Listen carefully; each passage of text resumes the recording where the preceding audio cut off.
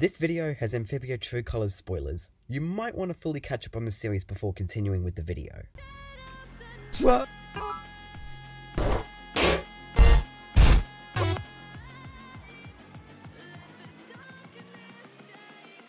Hello everyone, Ben Portals behind your screen. Welcome back to another video. Today, I want to talk about a show called Amphibia. Season 3 of this extraordinary Disney Channel series is premiering today, and we could not be any more excited. I mean, I'm personally happy to have something to watch while I wait for the rest of Season 2 of The Owl House. In this video, I want to recap the latest episode of the series, True Colors. Since this is the previous episode before this current season, I want you guys to make sure that you are all caught up and all ready to see how Anne and the Planters are gonna do in the human realm. But before we get started with the video, if you're a fan of what I'm about to do on this channel at this point, be sure to like the video, subscribe for more content, and ring the notification bell to be, well, notified about new videos.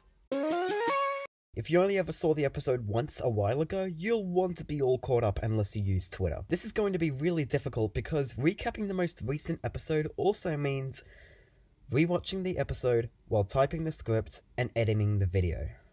Come on, but you can do this. Alrighty. So in a flashback, we see Marcy studying when she finds a book mentioning the music box, aka the Calamity Box. She then gets a message from her parents and she heads home, only to have her run out of her house crying. She then notices the Calamity Box in a shop and takes a photo of it, sending it to Sasha, saying that she found the perfect birthday present for Anne, which seems pretty suspicious, but more on that later. Jumping back into the present, the gang, which consists of Marcy, Anne, Sasha, the Planters, Frobo the Robot, and Captain Grime, make their way back to Utopia so that King Andrius can send the girls back home. But of course, Grime and Sasha end up going back to their devilish ways, takes the Calamity Box, and has the Toads from the other towers take over Amphibia. Anne is obviously furious that Sasha clearly hasn't changed her ways like she said she has, but also discovers that the Calamity Box still needs a few settings to properly make a portal. So they, along with Andrius' servant, Lady Olivia, gets taken to the dungeon where Andrius is until then. Anne knocks out a few guards with headbutts, and the gang is later saved and recruited by General Yunnan, Scourge of the Sand Wars, defeater of Ragnar the Wretched, the youngest newt ever. They hide at Sal's abandoned sandwich shop and come up with a plan, which they do successfully. Hot Pop, Marcy, and Lady Olivia free Andrius with Hot Pop's acting. Polly, Frobo, and Yunnan go on the battlefield to fight the Toads, while Anne and Sprig try to close the gate to prevent the Toad army from reaching Utopia, but is blocked by a barricade which Team Polly helps out with. Meanwhile, Sasha is feeling doubtful about how she treated them and wonders if Anne is right about her being a bad friend. But while redecorating, she and Grime discover an ancient artwork showcasing Andrius with the Calamity Box doing a whole bunch of evil content, meaning that we found our twist villain, everyone. Okay, it was foreshadowed like a bunch of other stuff, but I still wanted to say this. Anyways, Sprig goes to hold off Grime, which he is able to do with Bal's Warhammer, while Anne and Sasha have another sword duel with unfair advantages. But Anne does eventually have the upper hand and manages to close the gate just in time. But with what we saw earlier, things won't go pretty. Andrius does eventually reveal his big intentions, with Utopia actually being a powerful city that lost its power thousands of years ago because the Calamity Box was stolen, never to be seen again until Anne and the crew. Now having that story revealed, he places the Calamity Box on a power podium and Utopia suddenly becomes Castle in the Sky 2.0, activating all of the ruins of disaster factories as they start to rebuild their robots. The robots come quickly and are about to attack the crew, but Marcy stops Andrius from doing so, saying that it wasn't the plan.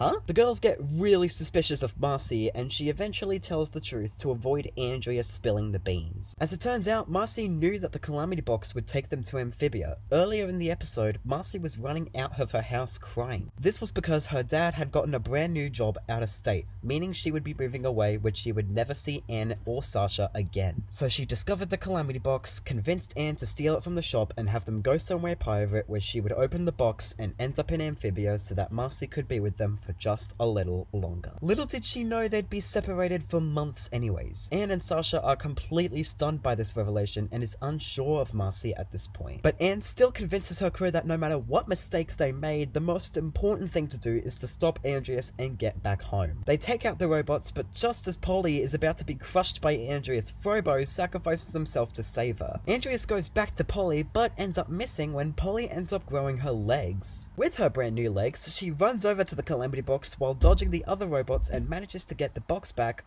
only to put it right back after Andreas threatens Sprig's life by tossing him off the castle into the abyss. But Sprig's importance as Anne's best friend gives Andreas the motivation to let go of Sprig anyway. Anne ends up completely emotionally broken to see her best friend potentially die. But then suddenly, the blue stone on the Calamity Box, the stone that Anne charged but not entirely in the second temple, reveals that it is still connected to Anne and gives her Super Saiyan blue godlike superpowers. She demands Sprig back, defeats all the robots, and overpowers Andreas. Remind me not to mess with this 13-year-old teenage girl.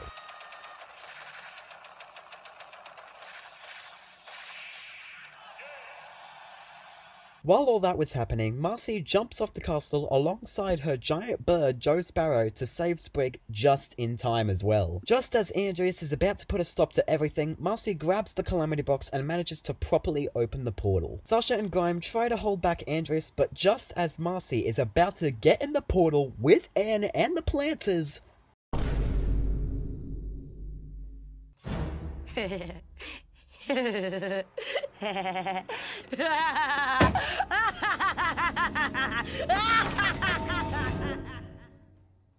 Andreas stabs Marcy in the back through her torso to prevent the Calamity Box from leaving Amphibia. Marcy apologizes to Anne for everything and faints, closing the portal, transporting Anne along with the Planters to human Earth in Los Angeles. And that was True Colors. This was painful to watch, but it was even more excruciating to edit because I had to look at the scene countless times. Do you ever have that one scene in a show or film that's so painful to even look at it feels like an allergic reaction whenever you come across it? Yeah, this scene takes the top spot. So having to look at the scene of one of my favorite characters looking like they're being killed is draining my soul. I need a break.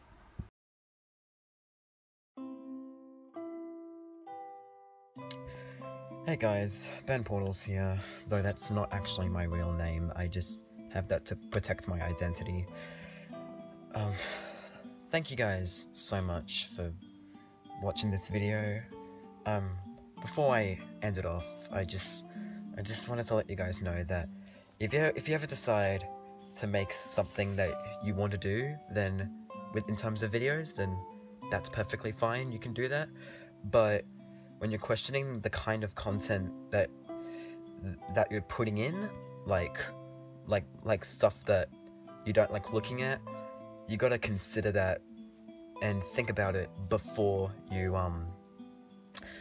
decide to do so. Because if you go over here, so this was for my Amphibia video.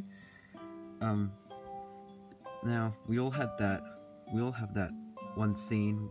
Or like something that's very hard for us to look at, and even go so far as to make us feel like we can't actually proceed with something much faster. Yeah, this video was the case, and this particular scene was exactly that. So be careful with the kind of content you're putting in your videos, because if you don't like it, don't put it in. I learnt that the hard way. My hands were shaking throughout. My vision was getting jittery. At one point, I even almost threw up. And meaning that sometimes even harmless stuff like making videos for entertainment can actually be dangerous. Now,